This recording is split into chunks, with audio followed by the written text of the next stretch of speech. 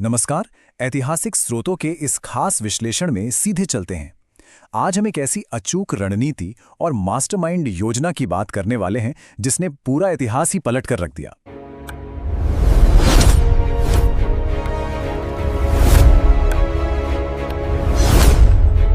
ये बात है साल 1666 की। आगरा का वो ऐतिहासिक वाकया जिसे इतिहास की सबसे साहसिक फरारी कहा जा सकता है।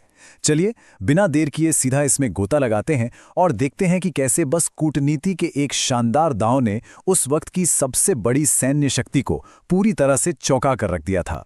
तो शुरुआत में ही एक बड़ा दिलचस्प सवाल सामने आता है। जरा सोचिए, इतिहास की सबसे कड़ी सुरक्षा व्यवस्था, जहां सच में परिंदा भी पर नहीं मार सकता था, उसे बिना एक भी हथियार उठाए कैसे भेदा गया? ये सवाल सोचने पर मजबूर कर देता है ना, कि जब शरीर की ताकत और भारी भरकम सेना काम न आए तो एक इंसानी दिमाग कितनी गजब की रणनीति बुन सकता है। यहां सारा का सारा फोकस बाहुबल पर नहीं बल्कि शुद्ध दिमाग पर है।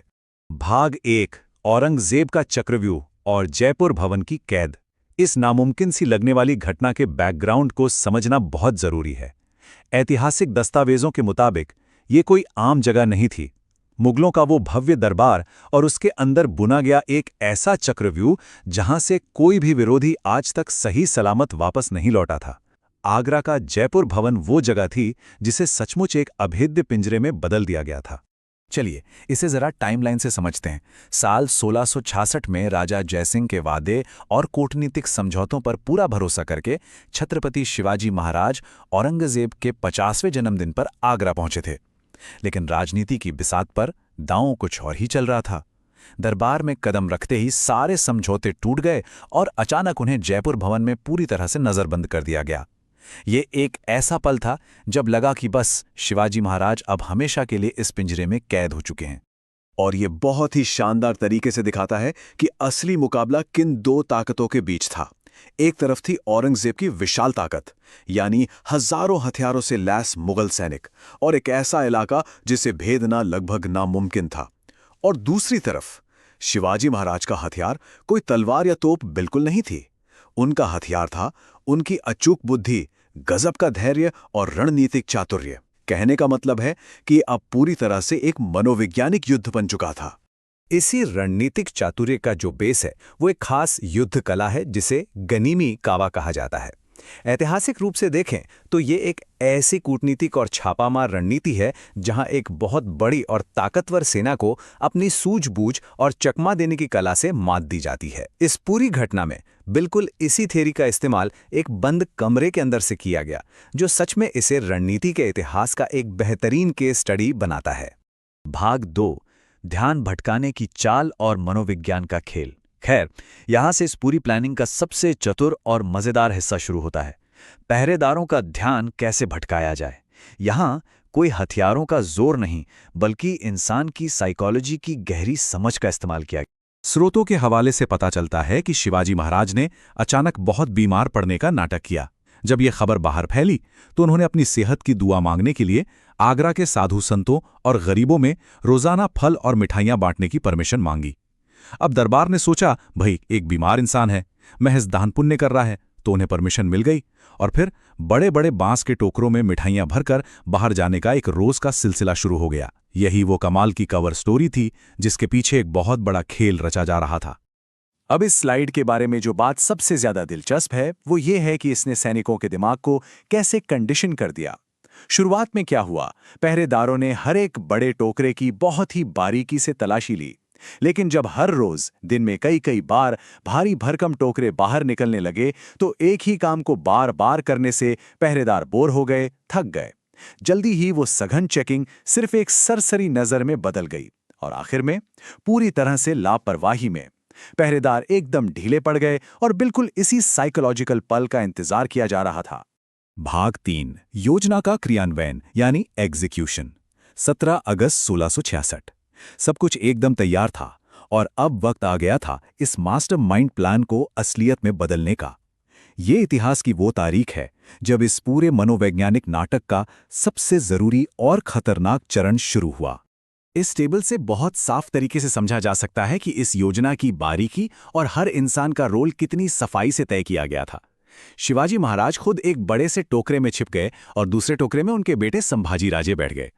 लेकिन रुकिए, कमरा तो खाली नहीं दिखना चाहिए था ना, इसलिए महाराज के हमशक्ल हीरोजी फरजंद ने उनके कपड़े पहने और बिस्तर पर लेट गए। वहीं उनके एक वफादार सेवक मदारी मेहतर उनके पैर दबाने का नाटक करते रहे। बाहर से झांकने वाले पहरेदारों को क्या दिखा? सब कुछ नॉर्मल, मरीज सो रहा है और सेवक उसकी सेवा कर रहा है। ये एक ऐसा गजब का तालमेल था जहां एक छोटी सी भी गलती की कोई गुंजाइश नहीं थी। और इस पूरे प्लान में रिस्क कितना था, इसका अंदाजा बस इस एक नंबर से लगाया जा सकता है, 9। जी हां, उस वक्त संभाजी राजे की उम्र महज 9 साल थी। जरा सोचिए, इस उम्र के एक बच्चे का इतने खतरनाक पहरे के बीच बिना कोई आवाज किए एक टोकरे में छुपकर निकलना, ये साफ दिखाता है कि दांव पर क्या लगा था और टेंशन किस लेवल पर थी। भाग 4, खाली पिंजरा और अगली सुबह का नजारा। टोकरे तो सुरक्षा घेरे से बाहर निकल चुके थे, लेकिन असली भूचाल तो अगली सुबह आना बाकी था। जब रात बीती और सुबह की रोशनी में जयपुर भवन के अंदर की सच्चाई सामने आई, तो जो मंजर था वो ऐतिहासिक दस्तावेजों में बहुत ही ड्रामेटिक तरीके से लिखा गया है। अगली सुबह चीजें बहुत तेजी से बदली। एकदम तड़की सुबह हीरोजी और मदारी मेहतर भी चुपचाप वहां से खिसक गए। कुछ समय बाद जब आगरा के कोतवाल फौलाद खान ने कमरे में कदम रखा तो एकदम सन्नाटा। कमरा पूरी तरह से खाली पड़ा था, न कोई कैदी न कोई सुराग। जैसे ही ये खबर औरंगजेब के कानों तक पहुंची, पूरे महल में हड़कंप मच गया। भयंकर गुस्से में पूरे साम्राज्य में तुरंत नाकेबंदी के आदेश दे दिए गए और घुड़सवारों को हर दिशा में दौड़ा दिया गया। पूरा का पूरा मुगल तंत्र पूरी तरह से पैनिक मोड में आ चुका था। लेकिन तब तक बहुत देर हो चुकी थी। नाकेबंदी और तलाशी अभियानों को चकमा देने के लिए एक और बेहतरीन रणनीति का इस्तेमाल हुआ, भेष बदलना। स्रोत हमें बताते हैं कि शिवाजी महाराज ने एक सन्यासी का रूप बना लिया था और मुगलों के हर पहरे को धूल चटाते हुए सैकड़ों मील का लंबा सफर तय करके वो सुरक्षित महाराष्ट्र की ओर निकल गए। तो सबसे बड़ी बात यह है कि इस रणनीति की कामयाबी का सबूत खुद दुश्मन के शब्दों में मिलता है। ऐतिहासिक दस्तावेजों और खुद उनकी आत्मकथा के हवाले से ये माना जाता है कि औरंगजेब ने माना था, ये घटना मेरे पूरे शासनकाल की सबसे बड़ी प्रशासनिक और सैन्य नाकामी थी। सोचिए, यह स्टेटमेंट खुद दिखाता है कि यह फरारी मुगल साम्राज्य के लिए कितना बड़ा और गहरा झटका थी। भाग 5, स्वराज्य वापसी और इसका ऐतिहासिक प्रभाव। इस अनोखी घटना का अंत सिर्फ आगरा की सीमाओं के बाहर नहीं हुआ। इस फरारी का ऐतिहासिक असर बहुत गहरा और लंबा चलने वाला था। आइए इसके फाइनल रिजल्ट को समझते हैं। जब सबको लग रहा था कि कहानी शायद खत्म हो गई, तब राजगढ़ के किले पर महाराज की सुरक्षित वापसी हुई।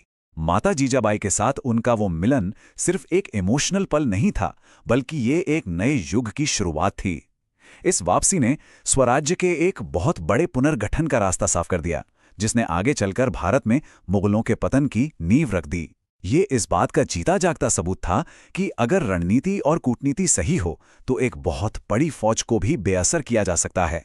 इस विश्लेषण को खत्म करते हुए एक बहुत ही गहरा सवाल दिमाग में आता है, क्या सच्चा नेतृत्व सिर्फ तलवार की धार और सैन्य ताकत में ही होता है, या फिर संकट के समय जब चारों तरफ से सारे रास्ते बंद दिखें तब असीम धैर्य बनाए रखने और अपनी बुद्धि का इस्तेमाल करने में है? आगरा की यह ऐतिहासिक घटना पक्का ये सोचने पर मजबूर कर देती है कि इतिहास हमेशा हथियारों से नहीं बल्कि विचारों और असीम धैर्य की ताकत से भी लिखा जाता है। तो ऐतिहासिक स्रोत के इस विश्लेषण में आज के लिए बस इतना ही। ये विषय सच में आगे और गहराई से जानने की बहुत बड़ी जिज्ञासा जगाता है।